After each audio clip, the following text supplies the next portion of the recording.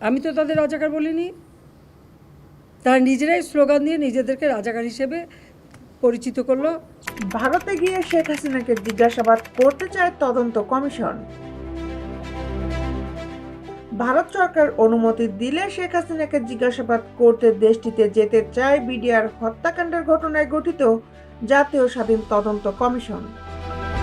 সোমবার রাজধানীর রাওয়া ক্লাবে আয়োজিত এক মত বিনিময় সভায় কমিশনের সভাপতি মেজর জেনারেল আলম ফজলুর রহমান বলেন, ভারত শেখ হাসিনাকে দেশে না পাঠালেও তাদের অনুমতি পেলে তদন্ত কমিশন ভারতে গিয়ে শেখ হাসিনাকে জিজ্ঞাসাবাদ করবে।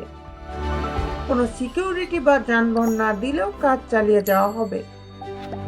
কমিশন চাই সব পক্ষ যেন ন্যায় বিচার পায় এবং প্রকৃত দোষীদের চিহ্নিত করা যায়।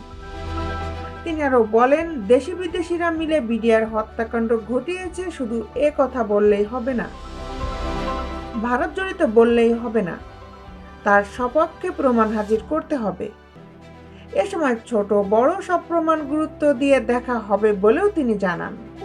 বিডিআর হত্যাকাণ্ডের শহীদ পরিবারের সদস্যদের সঙ্গে মত বিনিময় উপলক্ষে আয়োজিত অনুষ্ঠানে কমিশনের সভাপতি বলেন, গত 16 বছরে বহু প্রমাণ নষ্ট হয়ে গেলেও কমিশন সত্য উদ্ঘাটনে কাজ করবে।